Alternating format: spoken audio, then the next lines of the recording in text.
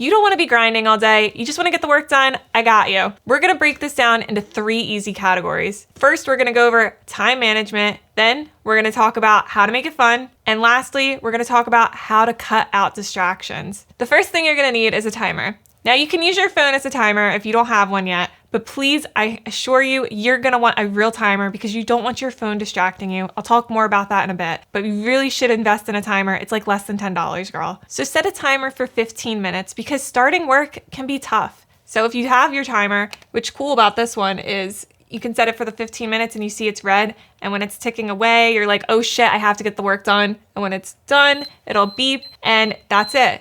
After 15 minutes, your brain's gonna get into that flow state and you're gonna be ready to work. Contrary to popular belief, flow isn't binary. It's not like a light switch, either on or off. Rather, flow is part of a 4-phase cycle: struggle, release, flow, and recovery. In struggle, you have to fight for the task to absorb you. It's really easy to get distracted when you start working because you'll have your emails, you'll start checking them, you'll check your social media, you'll have random tabs open on your computer. Honestly, I really highly recommend you only have like 2 to 3 tabs open at a time because each tab is like a new portal being opened and you're forgetting what you're doing and it's distracting you. But if you set a timer for 15 minutes with a real timer or with a phone, whichever you prefer, you can also set the timer while you're working. So 30-minute intervals, 60-minute intervals, and work your way up slowly and gradually. You're gonna get so much work done this way. But there should be no distractions when that timer is running. You take your break afterwards. Once the timer's done, you could read a book, you could go for a walk, you could eat a snack. Try not to check social media. I know we all think taking a break looks like going on social media, but it's actually keeping your brain running and it's stopping you from taking an actual break. And it makes it harder to get back to work, so I highly recommend not even having your phone in the room that you're working in. Because if you're anything like me, you don't have good self-control. I get it, no worries. So that's why they made apps for us like this, and it helps a ton. But we'll talk about that in a sec. Next up, we're gonna go over planning your day. This is really important because you wanna make sure you're getting the right things done. Don't waste time on things that aren't important and aren't moving you forward. And it doesn't have to be complicated. It can honestly take like 5 to 10 minutes. It's so easy. Just write down a few things that you wanna get done. I like to do what's called Plan Tomorrow Today, and the night before, I'll write down everything I wanna get done the next day, and it helps a ton because you wake up knowing what to do and you're not in bed tossing and turning and worried about how you're gonna get everything done. You'll know exactly what to do. And when you're planning tomorrow today, have like a morning block and an afternoon block so you know exactly what's going on when. But if you're a noob at it, no worries. Don't overcomplicate it. Seriously, just something is better than nothing. Get something written down on a piece of paper. It seriously only takes 5 to 10 minutes and it has changed my life drastically. I swear by this. Mornings are for the most important, difficult tasks, so you want to get those things done first. That's the stuff that you're just like, ugh, I don't really feel like doing it. Do those things in the morning because you'll get them done when your energy is high. You have brain points every day. You're rewarded with 100 brain points, right? Use your brain points wisely. Take them and use them towards the things that you don't want to do so you get them done. And the afternoon is for more creative tasks, things that don't require a lot of your brain effort, those brain points that are slowly going away. That's what I'm talking about here. So use those brain points that are running out on you and use them when your energy starts to dip and crash. When you do your work depends on your chronotype too. So that's another thing to consider here. Everyone has a different chronotype. Some people work best really early in the morning, and then some people work really good in the afternoon. Everyone's different. Take the test and see which chronotype you are. That way you know exactly when and how long to work. And it'll also help you figure out what time of day is the best time of day to plan your day. Statistically, only 15% of the population are night owls, and a lot of us think we're night owls. No worries, I used to think I was too. So if you think you're a night owl, that's another reason why you want to take this test to see if you actually are. 55% of the population are bears like me. So this could actually be what the case is for you too, which leads me to why I'm going to suggest that you try this thing called eating the frog. That's the most daunting, important task of the day that you don't want to do. It's a big project. It's something that you're just like, ugh, this is going to require a lot of effort and energy.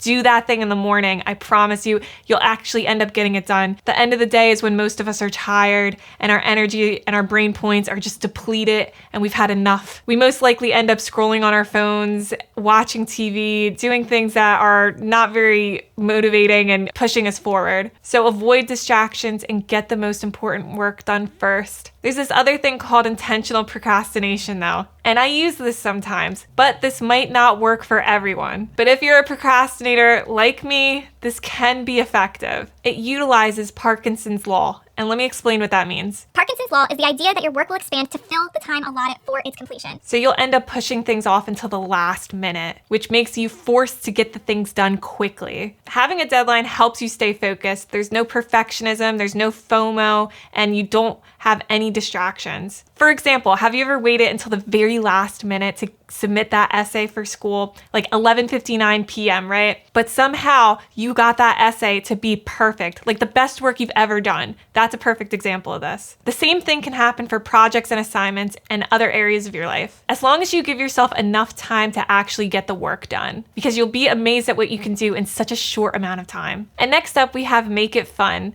For this, I have a productivity playlist and I made it so easy for you, girl. All you gotta do is go over to Spotify and download that shit. There's no lyrics and it's gonna help your brain get into a flow state. I actually listen to this every single day, so you can have the same wavelength frequencies as me and get shit done. Listening to the same songs every time you work builds that association with working, so you're actually gonna end up getting more done. This can help you get into work faster and keep you working longer. Finding the right songs makes you happier, gives you more energy, makes it fun, and it helps with blocking out distractions like airplanes, loud noises, your neighbor mowing their lawn. Mine does it all the time, so I get it, girl. Sirens, anything that could be distracting. Your brother or your sister singing at the top of their lungs.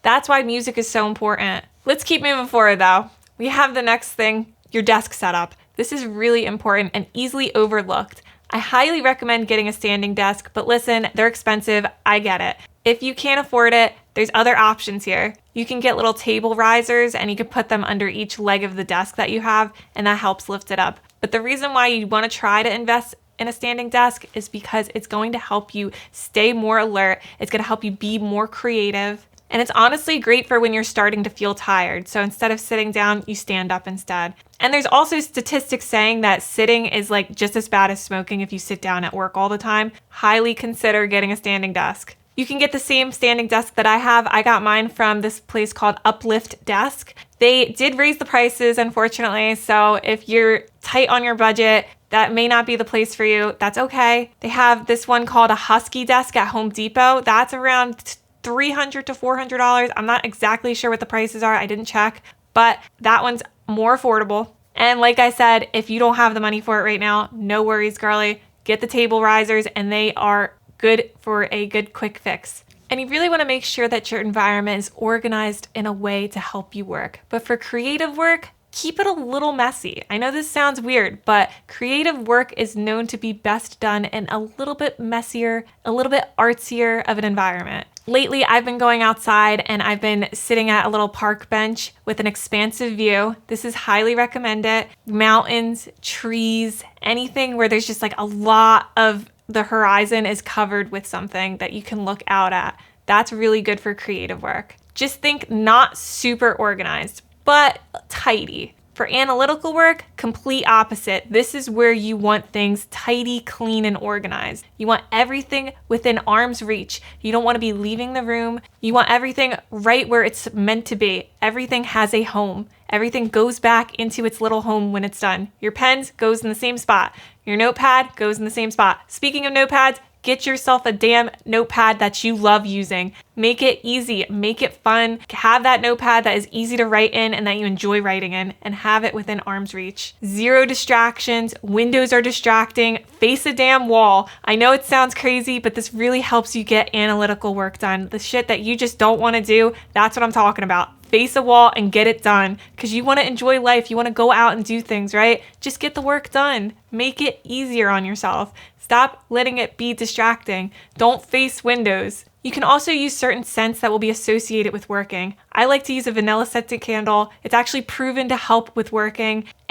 Or I use incense. Don't use these at the same time because you are going to asphyxiate yourself or whatever and it's gonna get bad. So choose either a vanilla scented candle or some vanilla scented incense, and that could be the trigger. When you smell it, you'll get right into work, you'll get right into that flow state. And be sure to take breaks. Seriously, take fun breaks. When you go on a break, enjoy your break. Don't scroll on your phone. Change up the environment. If you're working in the same room all day, that's not fun. Change it up. Go into a room that's more fun. Even if it's not more fun per se, just make sure you change up your environment. Don't work in the same room the whole time. You could try what I've been doing and what I just mentioned before, going to a park, sitting at a bench with an expansive view for that creative work. I'm telling you, girlie, it has helped me so much with writing my YouTube scripts. If you're a YouTuber like me, this really helps a lot. And our last category, cutting out those distractions. If you're anything like me, like I had mentioned earlier in the video, you don't have self-control, and it's okay. None of us do, really. Honestly, everyone I've talked to is addicted to using their phone, but they have apps to help kick you off, and I highly recommend you take the time to download this app. They have Clear Space for your iPhone, and they have 1sec for your Android, and it has you go through setting a timer. You get to decide whether or not you want to go 5, 10, or 15 minutes, and then once the timer's up, the app will actually just kick you off, so you don't even have to decide that you're done. It will kick you off and you won't have to go back on. You can also download this app called Freedom. It's for your computer, and you can set it up so you'll have certain time blocks where you won't be able to access certain websites that you end up abusing. It could be anything like YouTube. It could be any website that you just don't want to go on for a certain amount of time. 2 hours, 3 hours, whatever you want, girl. And then they also have this app called Opal, which I just recently started using, and that's for your phone. Same concept. It'll give you time blocks on how long you don't want to touch the app for. I highly recommend these, and if you're on the fence about it, just try it. It literally only takes like 2 to 3 minutes to download, and it's gonna buy back your life. Seriously. Okay, so moving forward, let's talk about eating the right foods and at the right times. Because you may think eating while you're working is totally fine, but let me tell you, girl, think twice. Eating heavy meals is actually gonna make you more tired, and it's gonna make it harder to get the work done. You're gonna have a really difficult time staying focused and getting the work done, so I don't recommend eating heavy meals when you're working on things. Instead, have healthy snacks nearby, like walnuts or snack bars, anything nearby. Make sure you have it in the room with you so you don't have to leave. Unless you're taking a break. That's the only time you should really be leaving the room when you're working. Unless you're taking a break, just stay put, girlie. And remember how I was talking about how you shouldn't use your phone when you're taking a break? Well, you could do what I've been doing, which is having a second device that doesn't have any distracting apps on it. I have a second phone, which is actually an iPod Touch, and I use it for just a few things: music, Notion, audiobooks, referring to and taking notes, my digital calendar, Fantastical. I love it, by the way. You should really check that out. You should always know what's going on in your day, what's happening, so you don't have to worry about when to go to that doctor's appointment or that dentist appointment. Fantastical will let you know. And lastly, for taking pictures. I can still use it to make phone calls and text messages when I'm connected to Wi-Fi.